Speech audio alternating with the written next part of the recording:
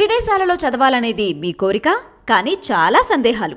వీటన్నిటికీ full stop పెట్టి మీ dreams fulfil చేసుకోండి. Contact Videsh consults.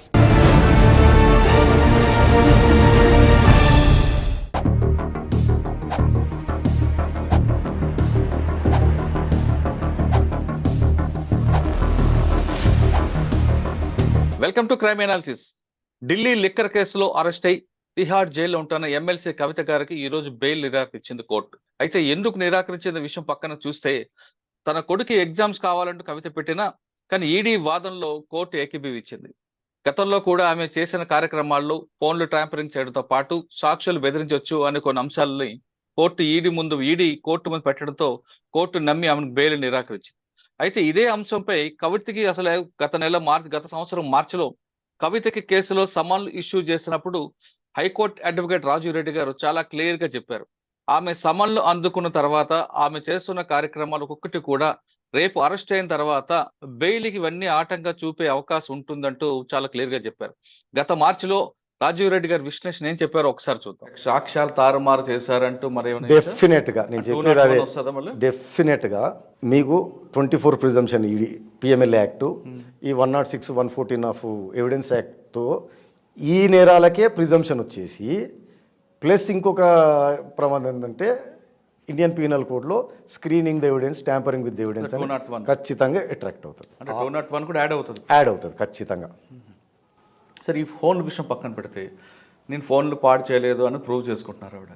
కానీ హోటల్లో ఉన్నావా లేదా, కలిసామా? ఇప్పుడు నేను ఇంతకుముందు చెప్పాను, తను కరెక్ట్గా ఉండి రెఫ్యుటేషన్ ఇవ్వదలుచుకుంటే ఒట్టి ఫోన్లది కాకుండా స్పెసిఫిక్ అలిగేషన్స్ రిమాండ్ రిపోర్ట్లలో, ఛార్జ్ షీట్లలో వచ్చినాయి. వాటికి కూడా తను కావాలనుకుంటే ఇవ్వచ్చు.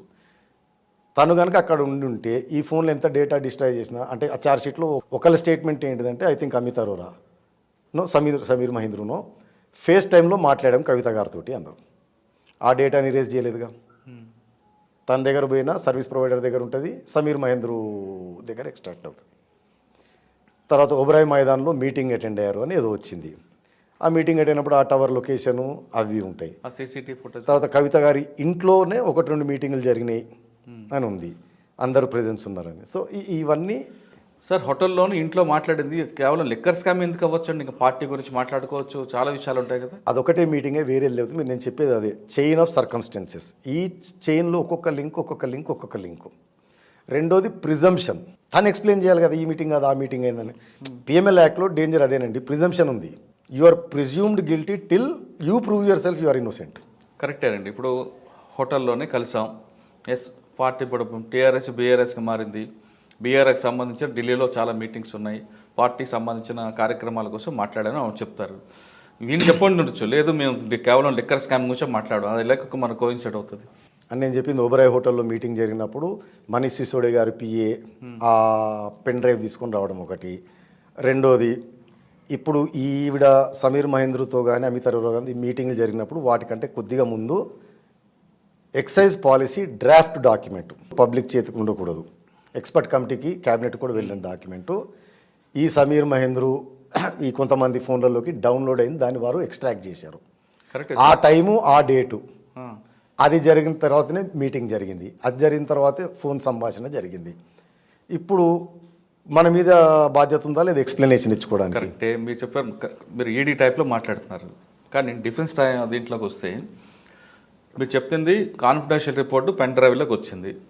స్టార్ హోటల్లో కలిసాం, అక్కడ ఏబిసి అంటే కవిత గారు ఉన్నారు. ఏబి మధ్యన ఉన్న స్కామ్ గురించి ఆవిడ తెలియకపోవచ్చు, ఇంకా వేరే విషయాల్లో మాట్లాడడానికి ఆవిడ మీటింగ్ అంటే మీరు ఇప్పుడు చాలా మంది పోలీసు వారిని ఇంటర్వ్యూ చేసి ఎక్స్పీరియన్స్ మీరు సిఆర్పిసిని ఆపాదించు. ఇప్పటి వరకు రాజీవ్ రెడ్డి గారు విశ్లేషణ చాలా క్లియర్ గా చెప్పారు. కవితకి రేపు అరెస్ట్ అయిన తర్వాత ఇవన్నీ కూడా అంశాలు ఈడీ పరిగణన తీసుకుంటే మాత్రం అమలు బెయిల్కి నిరాకరిస్తారంటూ చాలా క్లియర్ గా చెప్పారు.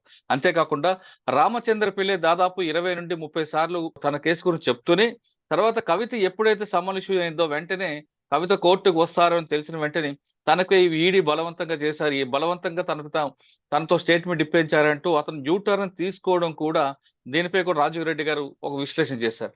అందులో ఏమన్నారో అది కూడా ఒకసారి చూద్దాం. రిలవెన్సీ ఉందా లేదా అని మీరు ట్రయల్లో చూడవచ్చు కానీ sir, the only evidence against me is Ramachandran Pillai's statement under section 50 which has been retracted. So retraction ఏం చేస్తుంది, కొద్దిగా టెయింట్ చేస్తుంది. సో బెయిల్కి దానికి వాడుకునే ఛాన్స్ ఉంటుంది. ఇక్కడ ఇంకో ప్రమాదం ఉంది. ఈడీ కనుక వాడుకోగలదు అంటే first of all ED will never make an arrest without మంచి ఎవిడెన్స్ లేదు. Investigating officer has to satisfy himself arrest చేసేటప్పుడు ప్రాపర్ గ్రౌండ్స్ ఉన్నాయా లేదా అని. సెకండ్, అరెస్ట్ మేము ఇష్యూ చేసేటప్పుడు కూడా గ్రౌండ్స్ ఆఫ్ అరెస్ట్ రాస్తారు. దెన్ మేజిస్ట్రేట్ కూడా కన్విన్స్ కావాలి there are certain grounds evidences. సరే, మీరు మామూలు పోలీస్ ఇన్వెస్టిగేషన్లో కూడా ఎఫ్ఐఆర్ కట్టగానే అరెస్ట్ చేయరు. అరెస్ట్ చేయాలంటే రిమాండ్ డైరీ అని ఉంటుంది. దాంట్లో ఇన్వెస్టిగేషన్ కొద్దిగా ప్రొసీడ్ అయింది, ఈ ఎవిడెన్స్లు వచ్చినాయి ఉంటుంది. సో అది లేని వాళ్ళు అరెస్ట్ చేయరు. So solely on the confession of Ramachandra Pillai అనేది మాత్రం అరెస్ట్ ఉండదు. సెకండ్ ఏమవుతుందంటే బెయిల్ వేసినప్పుడు there is a possibility of ఈవిడ చాలా పవర్ఫుల్, ఈవిడ ఉంటే 29 సార్లు 30 సార్లు మా ముందు 6 నెలల నుంచి అపియర్ అవుతూ మాకు సపోర్ట్ చేస్తూ కోఆపరేట్ చేస్తున్న వ్యక్తి జస్ట్ బిఫోర్ ఈవిని తీసుకొచ్చే ముందు టర్న్ అయ్యాడంటే మీరు ఇమాజిన్ చేసుకోండి ఆవిడ ఇన్ఫ్లుయెన్స్ కానీ థ్రెట్ కానీ ఎంత ఉంది. సో బయట ఉంటే విట్నెస్లు భయభ్రాంతులు ఇన్ఫ్లుయెన్స్ అవుతారు. సో అక్కడ మాత్రం డెఫినెట్గా ఎన్ఫోర్స్మెంట్ డైరెక్టరేట్ ఇది వాడుతుంది.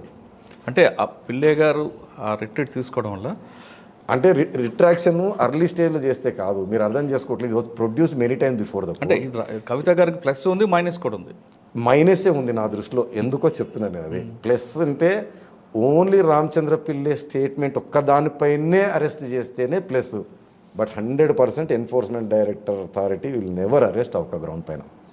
ఎంతో కొరాబరేటింగ్ ఎవిడెన్స్ గ్యాదర్ చేసిన తర్వాతనే సాటిస్ఫై కన్విన్స్ అయిన తర్వాతనే చేస్తారు. ఈ 2 అంశాలు పరిశీలిస్తే గత మార్చి నుంచి కవితకి సమ్మానాలు అందుతున్న దగ్గర నుండి జరుగుతున్న విశ్లేషణలో రాజీవ్ రెడ్డి గారు చాలా క్లియర్ గా చెప్పుకుంటూ వస్తున్నారు.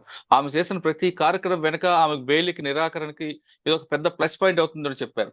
ఇప్పుడు ఈ రోజు జరిగిన సంఘటనలో అదే విషయాల్ని కోర్టు ప్రస్తావించిందా, లేదు మరికొన్ని అంశాలు ఏమైనా అందులో వచ్చాయని విషయాన్ని రాజీవ్ రెడ్డి గారు నేను తెలుసుకుని. రాజీవ్ రెడ్డి గారు ప్రస్తుతం స్కాట్లాండ్ లో ఉన్నారు.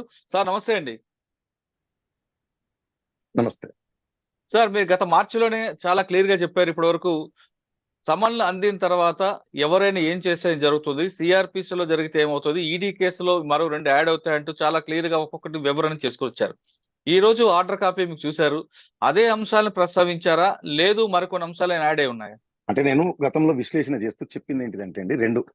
ఒకటి, కవిత గారికి నోటీస్ వచ్చి ఆవిడ పైన ఇన్వెస్టిగేషన్ ఇనిషియేట్ మొదలవడంతో రామచంద్ర పిల్లై స్టేట్మెంట్లు వెనక్కి తీసుకున్నాడు. అవునండి. దానిపైన నేను చెప్పింది ఏంటిదంటే అతను 20-30 సార్లు స్టేట్మెంట్లు ఇచ్చి రిపీటెడ్ కోర్టులో ఆయనను హాజరుపరుస్తున్నప్పుడు కూడా అతను ఈడీ వారు నన్ను బెదిరించారు, ఫోర్స్ చేస్తున్నారని కంప్లైంట్ ఇచ్చే అవకాశం ఉన్నది చేయకుండా సడన్ గా ఉన్నట్టుండి ఐ థింక్ ఆఫ్టర్ 3 నెలలు 4 అవును గ్యాప్ తర్వాత కవితని పిలిచినప్పుడు మాత్రమే అతను ఆ స్టాండ్ తీసుకున్నాడు. నన్ను బెదిరించి ఇప్పించుకున్నారు, ఆ స్టేట్మెంట్ నేను వెనక్కి తీసుకుంటున్నాను అని. అవును. అప్పుడు నేను చెప్పింది ఏంటిదంటే దీన్ని ఈడీ వారు ఖచ్చితంగా వాడుకుంటారు. బెయిల్ అప్పుడు ఇబ్బంది అవుతుంది, ఎందుకంటే ఈవిడ బయట ఉంటే విట్నెస్ ఇన్ఫ్లుయెన్స్ అవుతున్నారు అని. అవునండి. రెండోది, ఫోన్లు సబ్మిట్ చేసినప్పుడు కూడా నేను చెప్పాను, వాటిని కనుక ఫార్మాట్ డిలీట్ చేస్తే చాలా ఇబ్బంది పడుతుంది. ఎందుకంటే ప్రిజంప్షన్స్ ఇండియన్ ఎవిడెన్స్ యాక్ట్ లో ఉంటాయి, పిఎంఎల్ యాక్ట్ లో డేంజరస్ ప్రిజంప్షన్స్ అండి అవి. ఇప్పుడు మీరు చెప్పిన విశ్లేషణ ప్రకారం అప్పుడు నేను చెప్పినట్టు బెయిల్కే కాదు, రేపు కవిత గారికి ట్రయల్లో కూడా ఇబ్బంది అయ్యి శిక్ష పడే ఛాన్స్ ఉంటుంది. ఎలాగంటే పిఎంఎల్ లో ప్రిజంప్షన్ ఉంటుంది, ఇండియన్ ఎవిడెన్స్ యాక్ట్ లో ప్రిజంప్షన్స్ ఉంటాయి. ఇప్పుడు కోర్టు వారు ప్రిజంప్షన్ తీసుకుంటారు, అమ్మ నీ ఇన్వాల్వ్మెంట్ ఇందులో లేకపోతే నువ్వు అప్పుడే ఎందుకు ఫార్మాట్ చేసావు, అవును నోటీసులు రాగానే ఎందుకు ఫార్మాట్ చేసావు కాబట్టి మేము ప్రిజంప్షన్ బిలీవ్ చేస్తాము, నువ్వు నేరం చేసినట్టు అనే ప్రమాదం కూడా గోయింగ్ ఫార్వర్డ్ ఉంటది. ఇప్పుడు కవిత గారి బెయిల్ పిటిషన్ కి వచ్చే వరకు కవిత గారి బెయిల్ విషయం కాసేపు కవిత గారి విషయం కాసేపు పక్కన పెడితే, ఇందులో మీరు ఇందాక అన్నట్లుగా శిక్ష పడడం ఖాయం అంటున్నారు. అంటే సాక్ష్యాలు తారుమారు చేసినందుకు 201 తో పాటు ఇంకేమైనా యాడ్ అవుతాయా? నేను ఖాయం అని లేదండి, పాసిబిలిటీ ఎక్కువ ఉందన్నాను. 201 ఎలాగో ఉంటది, సాక్ష్యాలు తారుమారు చేయడం ఎలాగో ఉంటది, దాంట్లో పడే అవకాశం మోర్. కానీ మనీ లాండరింగ్ యాక్ట్ లో ఏంటిదంటే ప్రిజంప్షన్ ఉంటది అనమాట.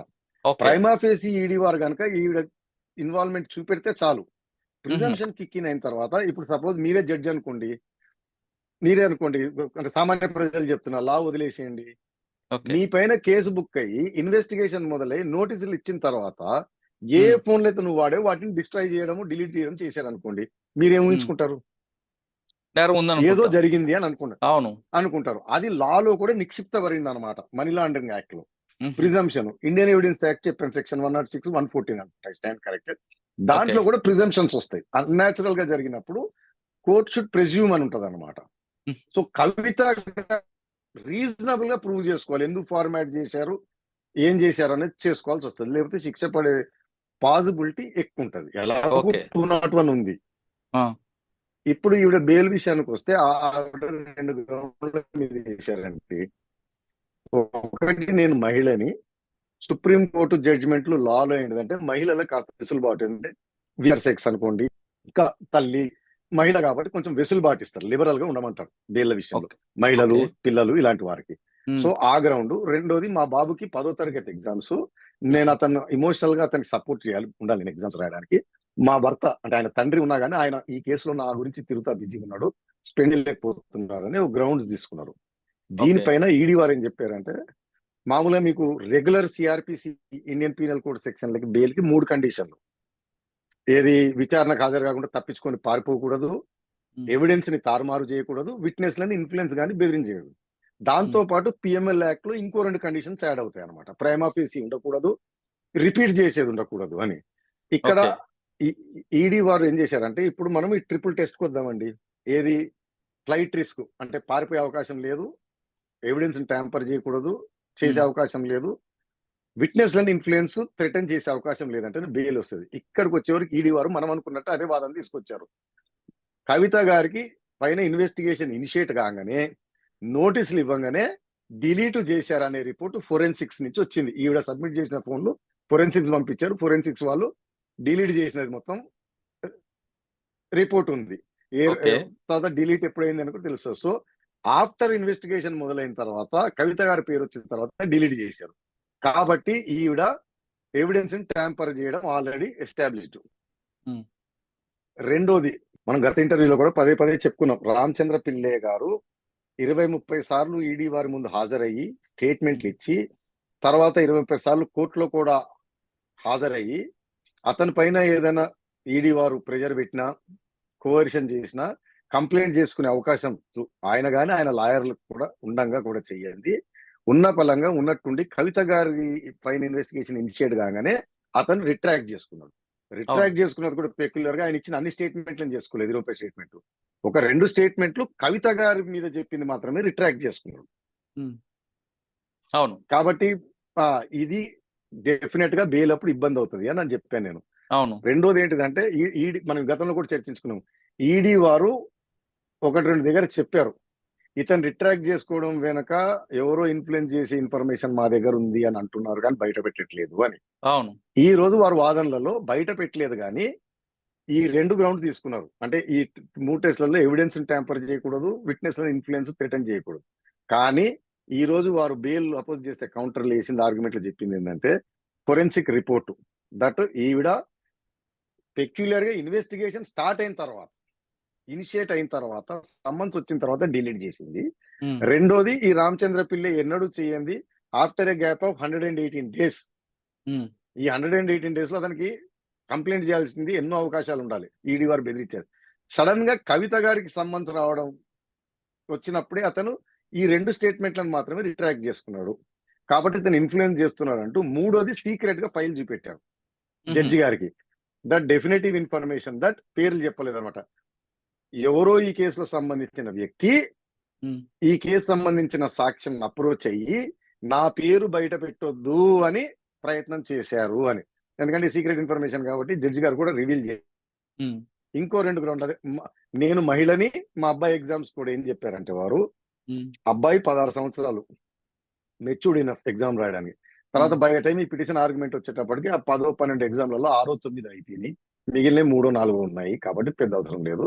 రెండోది, కవిత గారి పెద్ద అబ్బాయి ఇండిపెండెంట్ గా విదేశాలలో చదువుకుంటారు, 19 ఇయర్స్. కాబట్టి ఈ పిల్లలు ఉన్నతమైన ఫ్యామిలీ కాబట్టి విదేశాలు చదవడం, తర్వాత వీరు రాజకీయాలు ఉండడంతో వాళ్ళకి కొద్దిగా అలవాటే, తల్లిదండ్రులు లేకుండా వాళ్ళు ఇండిపెండెంట్ గా ఉండే అలవాటు ఉంది అని. తర్వాత మహిళా వల్నరబుల్ వచ్చేటప్పటికి చెప్పాను, ఎవిడెన్స్ ట్యాంపర్ చేయటము, విట్నెస్ ఇన్ఫ్లుయెన్స్ ఆర్ థ్రెటన్ చేయడం తోటే ఎగిరిపోయింది కేసు. అయినప్పటికీ జడ్జి గారు ఏం చెప్పారంటే, మహిళా వల్నరబుల్ అంటే ఈవిడ బ్యాక్గ్రౌండ్ రాస్తూ ఈవిడ గతంలో మెంబర్ ఆఫ్ పార్లమెంటు, ఎమ్మెల్సీ, తర్వాత ఎన్నో ఆర్గనైజేషన్లకి చైర్మన్, ప్రెసిడెంట్, ఎన్నో కార్యక్రమాలు చేశారు. తర్వాత విదేశాలు తిరిగారు, బెల్జియము, కంబోడియా వీటిలో తిరిగారు కాబట్టి ఈవిడ వీకర్ సంబంధించిన మహిళ కాదు. ఉమ్. బాగా ఏమంటారు, చదువుకున్న చాలా మహిళ. కేపబిలిటీలు. అదే కాకుండా ఎన్నో పవర్ఫుల్ మహిళ కాబట్టి ఈమె ఆ వీకర్ సెక్స్ కోవలోకి రాదు అని డిస్మిస్ చేశారు. మీరు ఐ థింక్ పారాగ్రాఫ్ 23, 24, 25 సీక్వెన్స్ లోనేమో ఈడీ వారు చెప్పినాయి. ఫోన్లు డిలీట్ చేశారు సమ్మన్స్ రాగానే. ప్లస్ రామచంద్ర పిల్లై గురించి మెన్షన్ చేస్తూ ఈయన సడన్ గా కవిత గారిని పిలవడంతో రిట్రాక్షన్. ఒక పారాగ్రాఫ్ లో అది ఈడీ వారు చూపెట్టిన ఫైల్ దట్ ఎవరో ఒక సాక్షిని అప్రోచ్ అయ్యి ఇన్ఫ్లుయెన్స్ చేయడానికి ప్రయత్నించారని. పారాగ్రాఫ్ 37 లో జడ్జి గారు దానిపైన ఫైండింగ్ ఇచ్చారు. ఇవి చేసింది Okay. కాబట్టి బెయిల్ డిస్మిస్. ఓకే సార్, ఇది కాకుండా అరెస్ట్ అయినప్పుడు కేటీఆర్ చేసిన ఆ ఇష్యూ కూడా ఏమైనా పరిగణలో తీసుకుంటారా? లేదండి, అది ఈడీ వారు ఇప్పుడు తేలేదు, అవసరం లేదు వాళ్ళకి. ఎందుకంటే ఆ. ఇంత పెద్ద గ్రౌండ్ ఉన్నాక అది పెద్ద అవసరం లేదు. ఉమ్. బట్ అది కూడా అవకాశం ఉంటది ఎప్పుడైనా. అరెస్ట్ అది కూడా వాడే చేసేటప్పుడే అవకాశం ఉంటుంది. అవకాశం ఉంటది. బట్ నేను అంటే అది చెప్తున్నా ఇప్పుడు అది సేఫ్ గా పెట్టుకున్నారు పక్కన. అంటే అది పెద్ద గ్రౌండ్ కాదులేండి. ఇప్పుడు అచ్చా. వీటి ముందు టెలిఫోన్లని డిలీట్ చేయటము, రామచంద్ర పిల్లని అప్రోచ్ కావటం, వెదర్ థ్రెట్ అనుకోండి, ఇన్ఫ్లుయెన్స్ అనుకోండి, అవును. కాకపోయినా ఒక ఇబ్బంది ఉంది. వీళ్ళు అప్రోచ్ కూడా కాకలేదు. వీరు పవర్ఫుల్ కాబట్టి అతను భయపడుతున్నాడు. ఉమ్. వీరు లోపల ఉంటేనే అతను ధైర్యంగా ఉంటాడు. ఉమ్. అనే సార్ ఇప్పుడు ఈ అయితే మనం కేసుతో పాటు గతంలో సిబిఐ చెప్పండి. కూడా కస్టడీ కావాలని ఇస్తారు. సిబిఐ ఎంక్వైరీ స్టార్ట్ ఇది- అయింది. కాదు, ఇది వెరీ ఇంట్రెస్టింగ్ పాయింట్ అండి. ఇది ఎవరు కూడా గమనించట్లేదు.